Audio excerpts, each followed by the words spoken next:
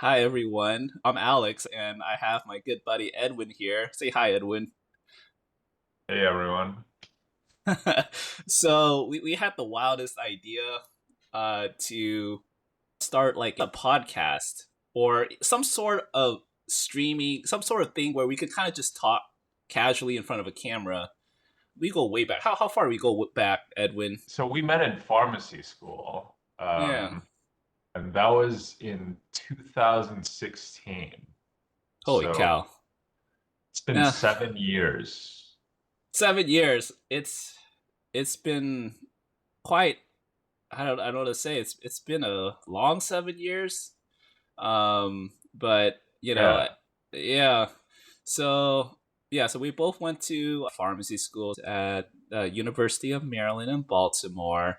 So we were there for I'll say most of 4 years, and then COVID kind of hit right at the end. So Yeah, right when we were about to graduate.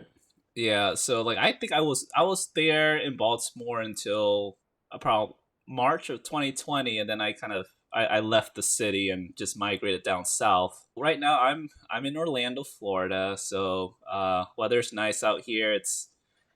I don't know what to say. Like there's just I don't know. This is weird. This is hard to just talk kind of casually like this in a recording because we're so used to just talking outside like or like talking even in the gym we used to sit there and just talk for hours, but to move on to this type of platform and kind of staring at each other on a computer screen, it feels kind of weird. Yeah, no, I completely agree. I think we've always talked about this, Alex. Like we've had long discussions, and we've always talked about saying, like, it would be really cool if we could turn this into some sort of like podcast or something where we can share our musings with the audience because I feel like sometimes we go into some pretty wild and thought-provoking uh, Yeah. discussions. Yeah. uh, we do that quite a lot. Like even even during school, like we would like I felt like a lot of our conversations were at the gym where we were supposed to be working out. Yeah. uh, I mean, we used to play a lot of basketball at that time, and I'd say that it's usually like after we maybe shot around, like maybe for like about an hour or two, that we will kind of just sit there on the bench at the gym and just talk for maybe. I honestly don't know. I felt like it could go on for hours. Like if the gym was Yes. open 24/7, I think we'll just talk to the morning. Yeah, no, I definitely felt the same way. Like, I think, yeah, we would definitely go there for the purpose of like playing basketball or working out or something. And uh, it almost feels like the basketball or working out was kind of a backdrop to the conversation. Like, because the conversation would sometimes go for, yeah, like 3 hours, which is wild. No, it was very well because I'll tell you this, and during pharmacy school, I was not the greatest student. So Same, same. yeah, so think about it, like the amount of hours that we spent kind of talking about all these cool ideas that we wanted to try out. Like I mean that's time that we could have studied, but there was just this satisfaction about talking about things unrelated to pharmacy. It was like a nice escape. Yeah, yeah, definitely. I think especially being in like a high pressure environment of something like a professional school like pharmacy school, um, when we're taking a test or sometimes multiple tests every week. So you're always in this like studying cycle and you need some sort of stress relief. And I feel like these conversations became our stress relief. Yeah, I felt that a lot of the things I felt like a lot of creative ideas that were discussed. I felt like it was mostly coming from you because I think Man, like I felt like when I came into pharmacy school, like I didn't have a clear vision of like aside from being like wanting to be a pharmacist, I didn't have a clear vision of what I want to do like outside of pharmacy, like hobbies or things that I was like very interested in. Mhm. Um, and then talking to you over those years, you had again like most of these ideas, like the streaming, like podcasting, like I don't know, like hunting for good foods and all that. That came from you, and like you kind of opened my mind to all these opportunities, and I was like, oh, like if Edwin here is gonna do it, then hey, like if I'm gonna try to do these things, I know that I have a partner in crime to go along for the journey. It's like I'm not gonna do this alone. So Wow. That's it's very flattering to hear that. oh yeah, no, I feel like a lot of things that I've done over the last couple years were very like inspired from your ideas. Um Wow. Yeah, yeah. No, so like I told you this before, but I used to be part of a podcast for about like I'd say for less than a year. It was near the end of my residency. I remember when my co-resident who runs that podcast when he approached me and asked if I wanted to join and assist him. I remember the first thought I had in my mind was like, this is something that Edwin would want to do. Honestly, like if we didn't have those discussions, right? If you didn't plant that seed, right? I don't think I would have ever gotten excited to speak in front of a camera like that or like speak like for an audience. So yeah, no, like Edwin, you've been an essential part of my life, dude. Wow, man. Dude, I don't know what to say. I just feel very flattered by you saying that. Like that's like very high praise from you, and I don't know if it's all completely deserved on me, but yeah, I appreciate it. Oh yeah, yeah. So I mean, it's been 7 years since we first met, and I feel like even though it feels like our directions in life have diverged and converged, like we both have kind of gone through our different paths. So like I'm here in Orlando. I'm trying to make my way back to California. I'm working as a pharmacist right now. But Edwin, I know that you took a different path after leaving pharmacy school. If you want to kind of talk about that. Yeah, sure. So I am currently a day trader. So I trade the futures stock market. You know, people at home may be asking themselves, you just went through 4 grueling years of pharmacy school. Like, why would you do that? My answer to that is actually during pharmacy school was when I first got exposed to trading. And when I kind of looked more into it, it kind of made more sense. And the things I was learning and the things I was seeing, I saw like a path. I saw a Hmm. path forward where it was like, okay, like I can see a future where this actually works out. And yeah, I know that it would kind of be not leveraging any of the pharmacy skills that I learned. But in doing it, I feel like it would have aligned with a lot of the life goals that I have in terms of like flexibility and like time. And at the end of the day, I think it just came down to feeling like it was something that I was really passionate about that I still am passionate about. And I felt like, I don't want to wake up like 10 years, 15 years down the line, uh, just thinking, what if, right? Yeah. And, never doing it. Like, and, like, I feel like life is too short to not do the things that you want to do, right? Yeah, yeah. No, I agree. I'm glad that you're in a good spot right now, and I know that you have your dreams too. And I know that you were talking a lot about kind of getting out of California, and Right. Uh, yeah, Yeah, so currently I am in California where Alex wants to come to. Yeah. Um, but I want to actually move to New York City. The reasons why I want to move to New York is one, because just the trading hours work so much better for me. Right now, I have like a very strict like sleep schedule because I have to wake up pretty early because I'm working like East Coast hours basically. So that's one reason for wanting to move to the East Coast. But another is that I visited New York quite a few times while we were actually in pharmacy Oh school, yeah. and Oh yeah. I remember actually that.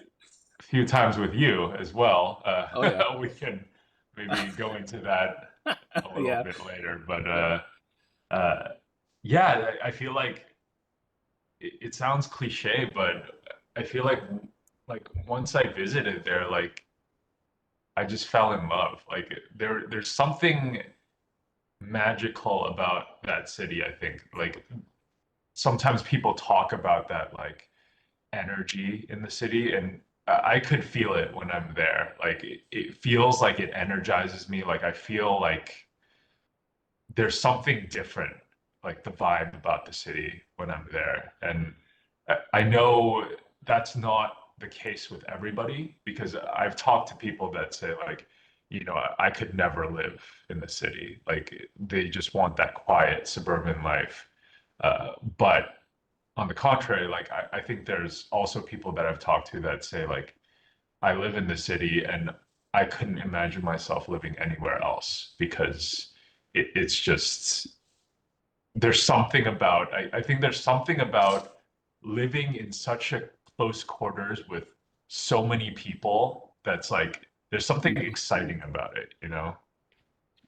Yeah. Yeah. I mean, that's. I would say that's the. Oh yeah. No, New York is great. I mean, I like visiting. I don't think I could live there. I just I found it funny. It was like when I met up with you. I think when I first met up with you back in September, and Mhm. I told you my plan was to move back to California eventually. Right. And then you said like, oh, my plan is to get out. So I was like, oh, so basically you're just running away from me.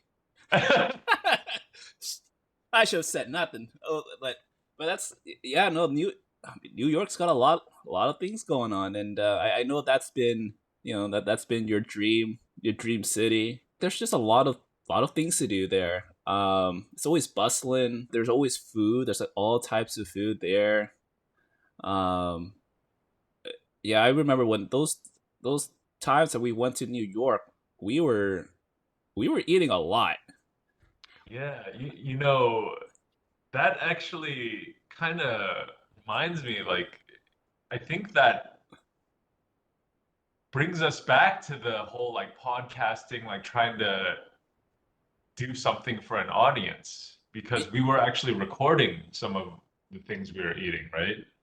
I have all the recordings still. We never published it. I think we got Unpublished videos. we have so many unpublished videos. I think uh, it came down to editing, like video editing. Like I didn't want to do it, you didn't want to do it. It was a lot. We Yeah. were in school too, so it we have time. I have time now. Maybe I can go back and edit them, but yeah, we that's a lot of the food adventures is when we try to kind of branch out and try to kind of do those vlogs. But I think the biggest challenge for us, aside from editing, was really being comfortable in front of a camera, especially in public. Yeah. Uh, yeah, I think it's that there's always that awkward stage because, it's not something obviously that I guess comes naturally. I mean, maybe it does come naturally for some people, but I think for us it doesn't. And you know, I think we were talking about it. That's one of the reasons why we started this podcast because we wanted to just do it. Like even though it's not going to be perfect, like even though we're probably going to make some mistakes, like this is the best way to learn. And I think sometimes you just got to take the plunge, right? Oh yeah, yeah. So I mean, Edwin, I think one of the greatest ways to overcome the fear of the camera is to do what the Gen Z kids do nowadays. It's get on What's TikTok. Go get on TikTok and do a dance. oh man.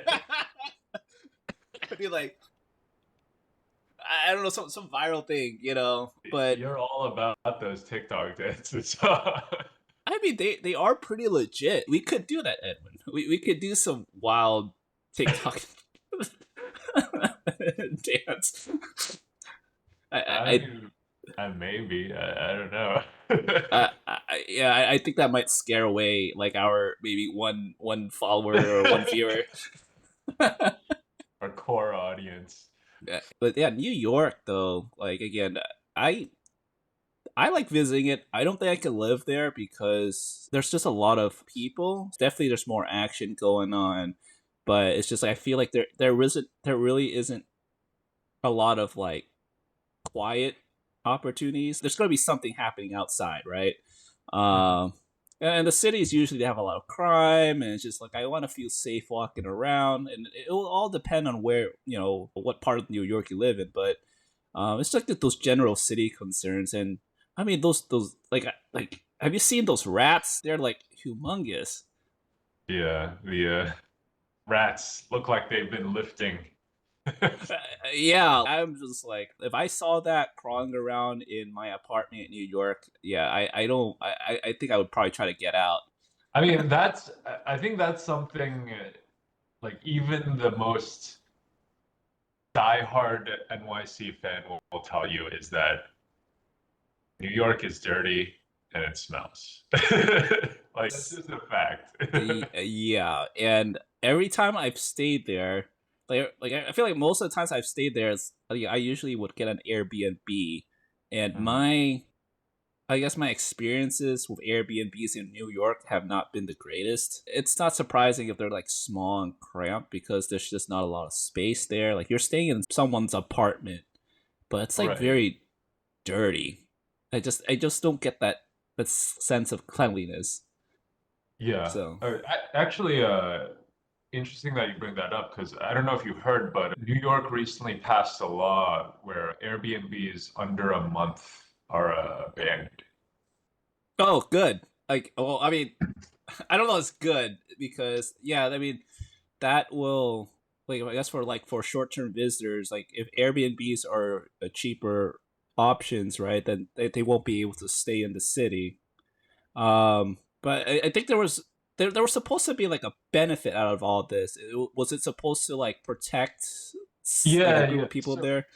yeah, the I think the city's logic or reasoning was that this was to combat like the rising housing prices, but I think there's a alternative view that maybe the hotel lobby was trying to get some of their bookings back. Mm, all right, we can delve into some conspiracy now. Let's let's go.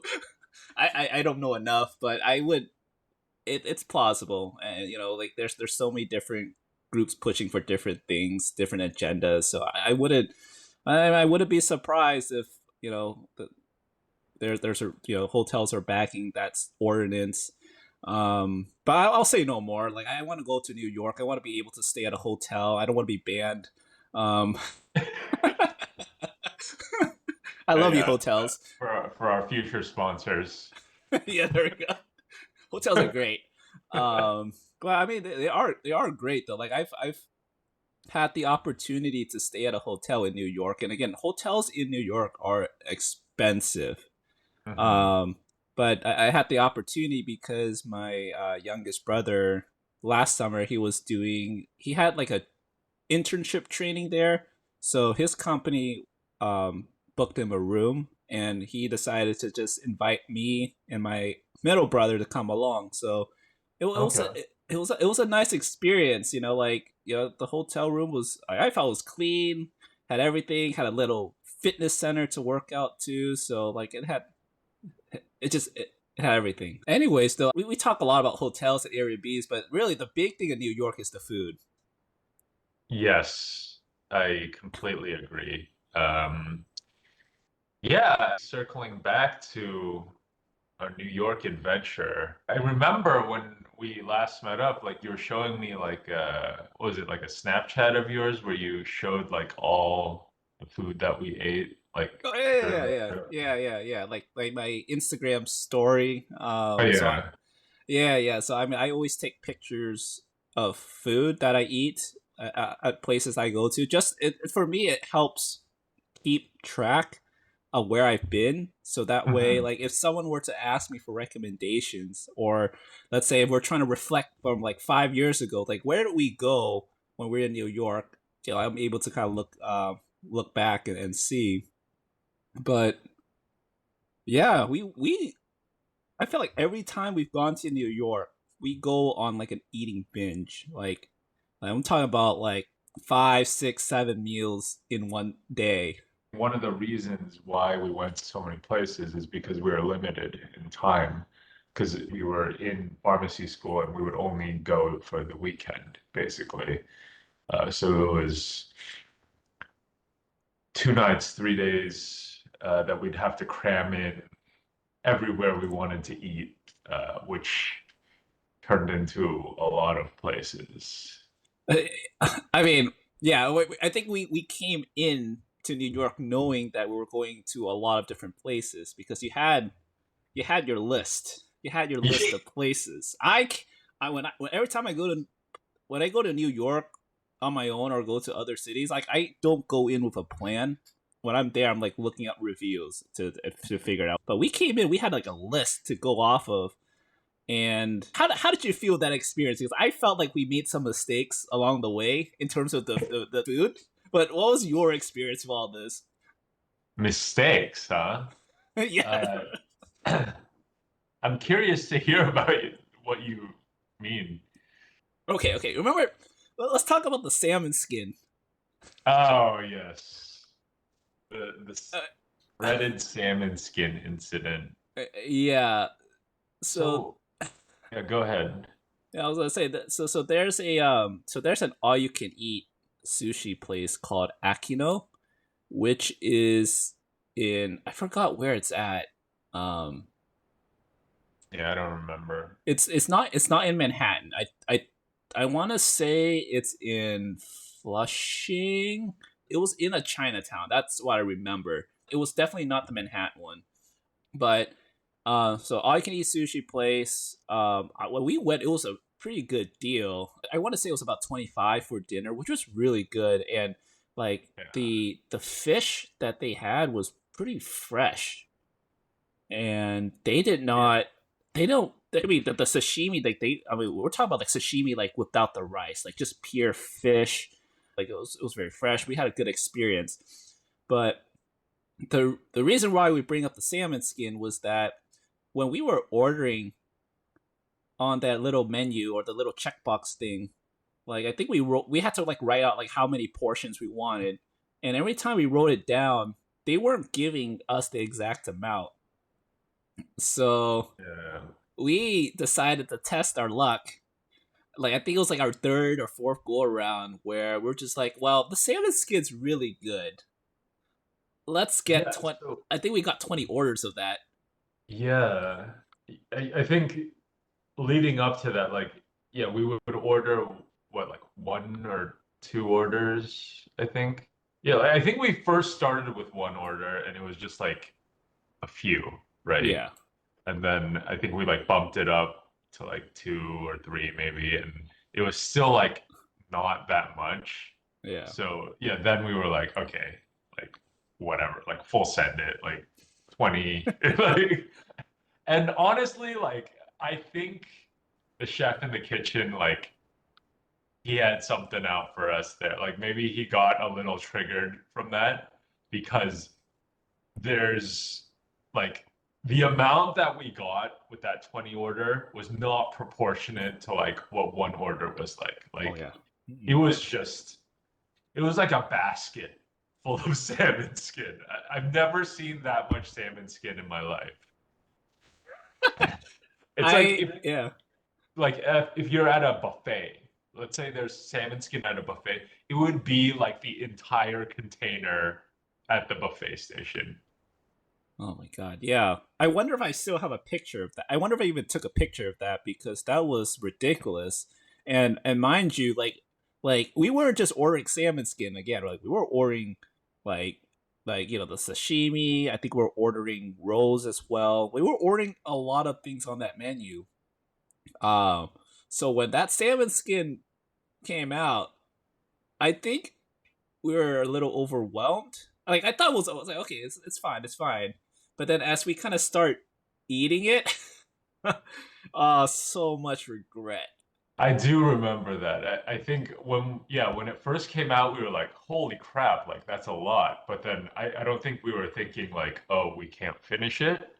But then I think as we started eating it, and it didn't look like the amount was decreasing that much, but we kept getting more and more full. We were like, oh crap, like we messed up.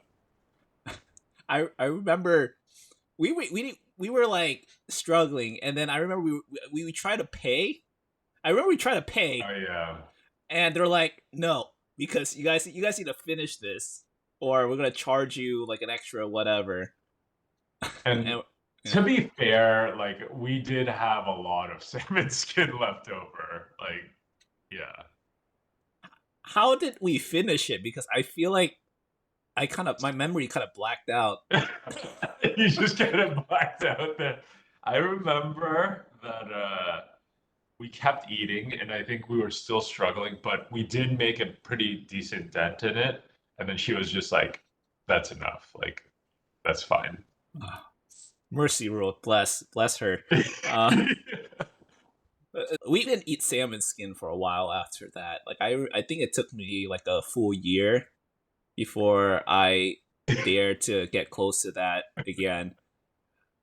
That was painful. Yeah, I mean, that I was definitely scarred by that experience, and that actually kind of reminds me. I had salmon skin salad at a sushi restaurant on just this Friday, Oh, did you? and I feel How's like that? no, I don't have any PTSD. Like I feel like it's good again. Like it was I'm glad. delicious, and I'm ready to get back in the game. Maybe you know what we need to do? We What do need we to need to go do? back there and get our revenge. Yes, Like, yes, yeah. yes. When do you plan to move out to New York? Um, uh, Thinking maybe like I don't know, March-ish. Okay, March. Oh hell yeah! Then I mean that's good weather. Oh hell yeah! Let's we're gonna go get our revenge. We're gonna we're gonna we're gonna test them. We're gonna write 20 25 orders on there.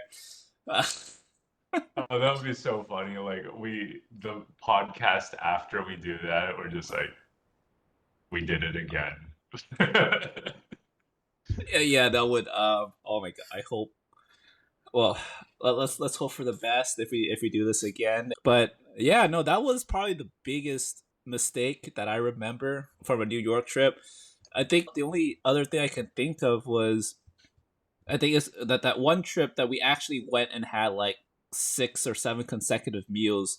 I felt that we could have portioned it out better because when we went to those places, like we were, I think your plan was to alternate between sweet and Hmm. savory, Yeah. and I remember I think when we I forgot which New York trip was this. It might have been during our third year of pharmacy school, but I remember I said to you, like, hey, I think if we're gonna hit all these places, I think we need to do some portion control. Maybe like get a little bit of like a little bit of something from on the menu, but it doesn't have to be like a full bowl or full plate of food. And what do we Yeah. do? We just each place we went, we ordered like full bowl ramen, all these tacos, cookies. Like it was a lot. I It did. was. But I mean, to be fair, like were we ever gonna do that? Like just like maybe order one and like share it. Like I just don't see that happening. Like that just seems like a I don't know. It, uh, yeah, you're right. You're right. When you see food, you just want the whole thing. Yeah. You know, I think looking back on it, I think something we could have done better was maybe like, okay, we have our list of everything, Yeah. but like we have to cut it down and make it so it's like reasonable instead of trying to like get every single thing. Just cut the list to like make sure it's like a reasonable amount. So wait, what you mean by cut the list? Right? I know again we had like 1,000 things on there, and we went through like 6 different places in a day. So what you mean by cutting the list? So like, so we talked about like breakfast, lunch, and dinner, right? Just like the normal 3 meals a day, or what were you thinking when you mean by like cutting the list down? So yeah, I was thinking like the normal 3 meals and then maybe a couple like dessert places added on or something. I could work with that. Yeah, Yeah. yeah, yeah. That's Yeah. I think I still remember to this day how I felt like after eating, like at the end of the day, each of those nights. And were they it's good just feelings or not, bad feelings? it was bad feelings. Like I felt like my stomach was gonna burst. Like I could barely move. Like my head was like hurting. It, it was not a good feeling. But you know what's weird is that like I think towards those end like when we were at like the seventh place or something, even though I was so uncomfortably full and like I didn't want to eat anymore, like once I ordered the thing and I took a bite, I was like something within me was just like you have to eat the rest of this. Like I think it's something to do with like our caveman instincts where it's like when there's that high calorie sugar dense food like it's rare in caveman days like and if you see it you just have to take it because you don't know when's the next chance that's going to happen, right? So I feel like our primal brains kind of activate at some point. Right. I like that reasoning. I'm gonna use that from now on as I go on. It's the caveman instinct in me that's telling me that I need to eat this whole cake. Um, well, I remember after eating all that, yeah, I felt pretty crappy as well. I don't think I was able to muster up that same energy as you did, where it's like, oh, you take a bite and it's like, oh, I just gotta eat this. No, I was like done. Um, I actually remember that. Like I remember you just looked like miserable. it Like was so miserable. We had to walk around as well. Like we were going everywhere across like Manhattan and I think maybe other parts of New York City too. So it wasn't just like 6 spots in a block, right? It was like we were like go take the subways and you're stretching ourselves really. It But was I think that was actually a good thing because New York being such a walkable city, like I think that helps because it's like you need to walk, like get a little exercise to digest the food. Like I don't think you would want to like just have everything in front of you and you just sit there and just keep eating it, right? yeah. Eh, Yeah. that's true, but it's just like at that point, like after we had like 6 7 meals, it's just like the thought about walking back or taking a subway back to like the Airbnb. That was I if you just left me to just lie on the floor, I was just laid there. It was so painful to walk. I felt super dehydrated as well because I think we're just at least in my mindset, if I'm eating a lot of food, I'm gonna make a lot of room for that food. Like water is like that's not an important thing for me at that point. I'm just eating. But then after I Mm. eat all those meals, then yeah, I'm feeling super dehydrated. And but it's like now my stomach doesn't have room to take in water because if I drink water, then it's just gonna add more volume, and I'm gonna feel crappier. Yeah. Um, yeah, that makes sense. I'm just thinking like maybe there's a way to optimize this like eating spree that we go on. Because I feel like, okay, just thinking about it in terms of like, the basics of nutrition and like exercise and all that, like, like a lot of these foods that we eat are like carb heavy, right? Yeah. And like calorie dense. And, back in the caveman days, like having carbs and having calories, like you needed that to go hunting, right? Mm-hmm. Like you needed to expend that energy.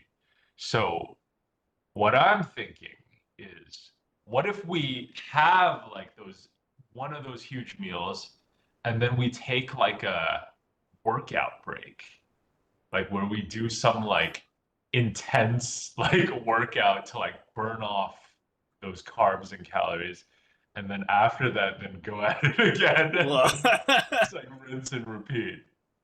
I mean, I okay, that could work. Now, I feel that if we do something like that, I'm gonna tell you this right now. If you expect me to do like a high intense workout right after, I will throw it all up, which does accomplish the goal of creating more space. So yeah, sure, why not? So okay, maybe not like okay, I okay, how about this? Like it's like at least like walking immediately after, and then once you feel maybe like an hour after that, like you start to feel like you settled the food, then get that workout in. Because I think at the like, yeah, we're not trying to like work out right after eating like a ton of food, but I think there's something about like, like the primary reason we eat food is to like fuel our bodies, right?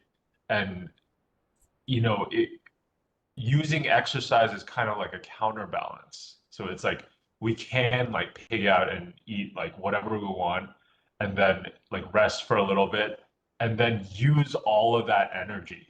Like, because that's what we're doing. Like we're using all that energy. Like that's what we're meant to do, like, to hunt. So like we use all that energy so it becomes not like net neutral, but like Mm-hmm. we're using a ton of it up, so then for the purpose of that we can eat more. Okay, yeah, no, I like that reasoning. So this is yes, again, Dr. Edwin Oak, pharmacist, day trader, nutritionist. He's a jack of all trades. Everyone. Um, I like that. I like that. We'll better plan all this out for the next New York trip for sure. There's Yeah. one place that we gotta go back to, and it's Wafeng. Oh, Wafeng. tell the people about Wafang, Alex. Oh my god, it's amazing. So I mean, this is another discovery from Edwin. I think it was one of the I forgot which food video that you watched that they mentioned that. I think it was Uh, Mike Chen.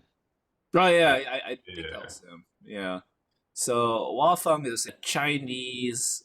I don't want to say it's not like fast food, but like what they have is like your Chinese barbecue. So like roast pork, roast duck, char siu, like your typical Chinese barbecue. But the price that you pay for their food was ridiculously cheap. I think it was about $6. I think it was $6 for a box for it's just like a two.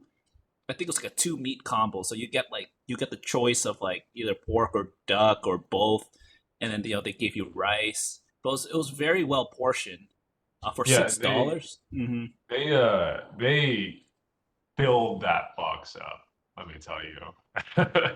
When we discovered Wafang, we went there twice in that same trip because it was amazing. I recently went back to New York about 6 months ago with my brothers, and I wanted to enlighten them about Wafang.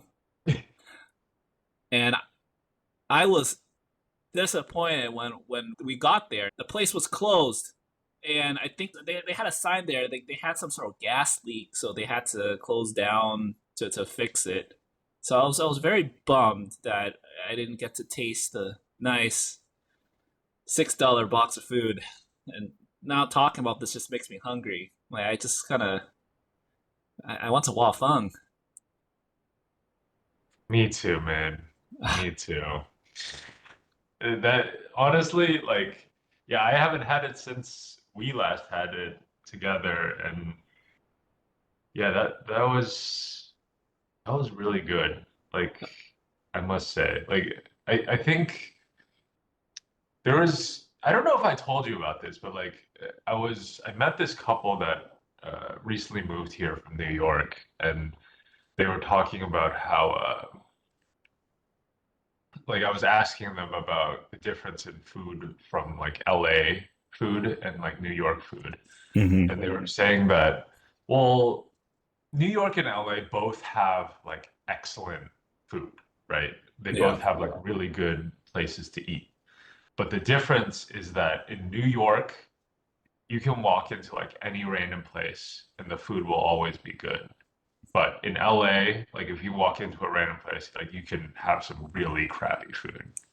Um, and I think that just goes to show that, you know, that whole being in such a small space with like so many people, like it's very like your business has to be good to survive. Like it really does like um it's like survival of the fittest, right? And I feel like that's another thing I like about New York. It's kind of like it almost like pushes you to be better. It pushes you to like the best to rise to the top, right? that's true. And I think even looking at the layout of New York and LA, because the LA area, it's a huge metropolis. There's like about 13, 14 million people living there. But it's just like it's not like New York where you have good public transportation or everything's kind of within walking distance, right? I can walk a couple blocks in New York to have Chinese food or Korean food. In LA, because just how the layout of the city is and the area is, it's like it's car dominant. So there are pockets in the area which are, they have like known for like good Chinese food, good Mexican food, but it's like it's kind of a distance too to get there. Like you're right in the sense like yeah, like because I feel like because everything is spread out, then those places that don't make the best food, they still have those opportunities to just like kind of pop up and maybe they don't survive as long, but they have more of an opportunity. Yeah, yeah. No, I agree. Like there's more space, right? Yeah, So there's more people that are allowed to have a restaurant. yeah. Whereas in New York, there's limited space. There's only a certain number of restaurants that are able to be there. So yeah, only like it kind of it's like process of elimination, right? Whereas LA, it's like, oh, there's a lot more spaces. I mean, I mean, gosh, I kind of talk about all these foods. Like it's like I wish like I was back in California again. I want to be back there mainly because of well, family, but also for the food. Um, family first all the time. All right, then food. Food's a close second. Wow, all this food talk is making me hungry. But these are the things that we again like kind of circling back to kind of back in the pharmacy school days. Like we talked a lot of different things like this. We didn't talk about this during pharmacy school, but this was a discussion we had a couple weeks ago as well. It was about the Croffles. Mm, The the Croffles. Croffles. Yeah. So Oh, yeah, go ahead. I was gonna say like we had some amazing Croffles. Was this the first time you had a Croffle? Yes. What about Okay. you? Well, yeah, that was my first time. Yeah, s- maybe we should tell the people what Croffles are. okay, all right. Okay, so for those of y'all that have been to New York, I'm sure that you all have heard about the cronut, Hmm. which is basically a kind of like a croissant and donut kind of meshed together. It's a beautiful combination. There's a place called Dominique Ansel out in New York. It's a pretty famous place, but they are known for their cronuts. So there's another phenomenon called the croffle, which is a combination of a croissant and a waffle. Mind Hmm. blowing stuff. It's so mind blowing. uh, so we went to this place called, I want to say, is it Maison de Croissant? Yeah, I think so. Yeah, Uh, shout out to Mason the Croissant. Like their croffles were fire. So their little shop is inside an H Mart in Diamond Jamboree, which is a plaza in Irvine. They're pretty hidden, but it's like a hidden gem. So we got the option where we can get just three croffles. But each croffle has like you can choose a different flavor. So we got blueberry, strawberry, and chocolate. And let me tell you what, those croffles came out nice and fresh. It came in a nice like little box. It was presented very well, and we took it to the table, and we started with the blueberry. This was really the first time where I ate something and I actually shouted out like, "This is amazing!" Like I don't do that with food. Like food is food. Like I like food. Food is great, but it'll be rare for me to really express my jubilation. That blueberry croffle blew my mind. yeah, I'd have to agree with that one. There was just something about it, like the texture. I think there's something about the croissant because the croffle, the cronut. What's the link there? It's the croissant. It's the croissant. Like, I think there's something about a croissant. It's flaky. It's a little crispy. Like, it's also chewy. There's something about it. I think that just makes it so palatable and so good. And I think whoever came up with the idea to hybridize it with other foods is a genius. Yeah, kudos to whoever invented the croffle because like that was amazing. And like I'd say that I was actually looking up croffle places in Orlando. There are a couple places that do sell croffle, so I guess it's not like a new phenomenon, but Mhm. it's definitely I feel that it's not as well known. I mean I still haven't tried those other croffle places, but I gotta say that Mason or Croissant Irvine, that I think that sparked a fire. I felt like for I don't know, it was amazing. Shout out, Yeah, yeah, shout out to that lady. I forgot. I don't know her name, but she's like running the show by herself. yeah, one lady show, and I believe she opened up like back in August, just a few months ago, and they have excellent reviews on Yelp. But like we said, it's hidden inside an H Mart, which just does not do this place justice. To give context, it's in this shopping center called Diamond Jamboree, where there's a lot of really good dessert places. So it has a lot of competition, and it doesn't help that it's within a supermarket.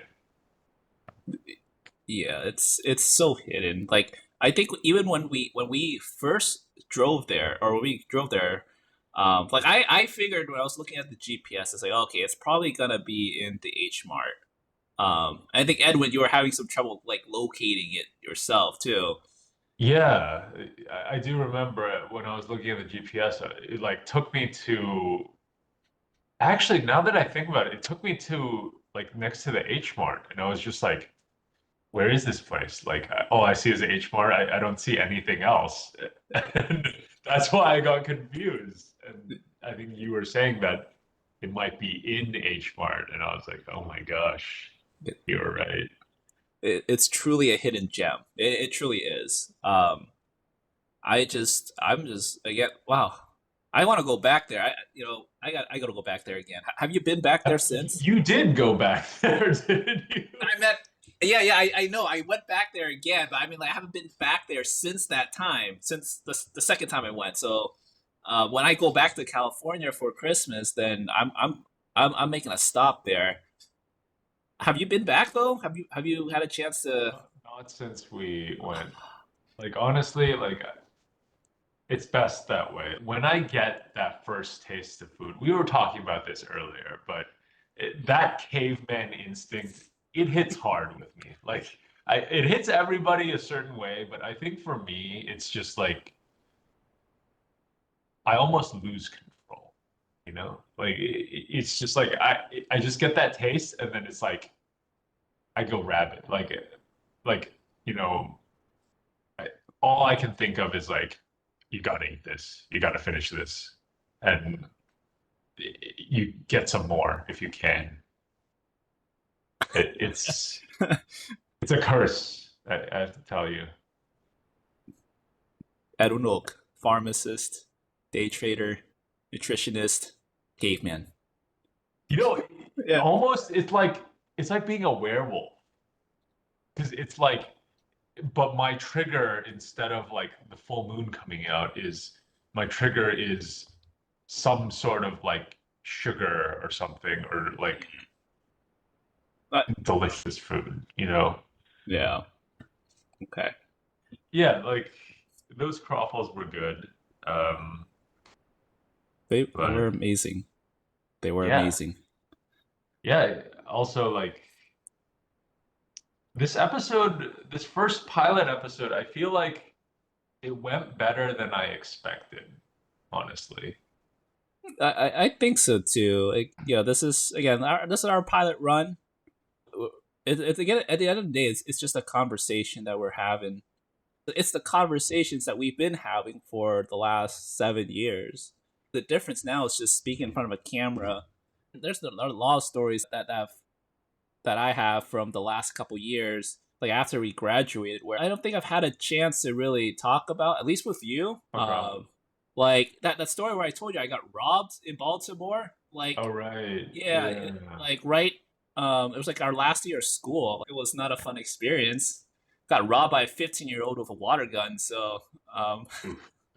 that we'll expand on that story another time. Yeah. But yeah, this was good. I'm glad that we were able to make this a reality. I know that again, like this was your dream in a sense. It kind of started from your thoughts, like about we talked about like Twitch streaming, YouTube, Yeah. vlogging, and we kind of experimented on some of the vlogging stuff. But like, again, we just had a lot going on during our pharmacy school years that it was just hard to really make any of those like a reality. But I think now's the time. I agree. You know, honestly, like, yeah, like I think I said it before, but like, really appreciate your call to action in like trying to make this happen because I feel like it's easy to talk about it, but then like actually like doing it and setting it up takes a lot more effort. And props to you for doing that. Oh yeah, no, I appreciate it, and I thought this would be fun. I mean, this is a great way to just even catch up too. Um, Yeah. yeah, yeah, Yeah, no, honestly, like it feels just like we're back on that bench. Just uh yeah, and you know, actually that's another thing I wanted to say. Like I feel like we do have like there is like some sort of chemistry in like our conversations, I think, where like it does feel like personally like it feels really easy to talk to you and like carry on a conversation with you. And I feel like, you know, that just lends itself really well to like a podcast type of environment. yeah. At the end of the day, that's really key is that chemistry because if you have, let's say, if we do get a listener, well, thank you for listening if you are listening. But when these conversations, again, we've had these for years. we just always thought that our conversations are pretty interesting. Now, for other people, maybe it's not, but like for us, like we talk about a lot of stuff. There's a reason why we're sitting at the bench at the gym for like 3 4 hours. We're not delusional. Well, I think we just have a lot. We have a lot of creative ideas that hey, like maybe we want to give it a try. Might as well give it a try. Yeah, well said. Like I think this podcast hopefully will be fruitful and we can have some listeners joining in to share what we feel when we're having these conversations. And hopefully you can learn a thing or two or get a laugh or two out of it. We need a name for this podcast. If this is gonna be a thing, we need a name. That is true. You're completely right. I don't know, man. That's something we have to sit on. So, well, this wraps it up for our first episode. I'm Alex again. I'm out here in Orlando. And I'm Edwin. I'm out in Orange County, California. Yeah, so thank you for tuning in. Hopefully, you guys made it through an hour of great conversation, and we'll be back at it next time. So, take care, everyone. See ya.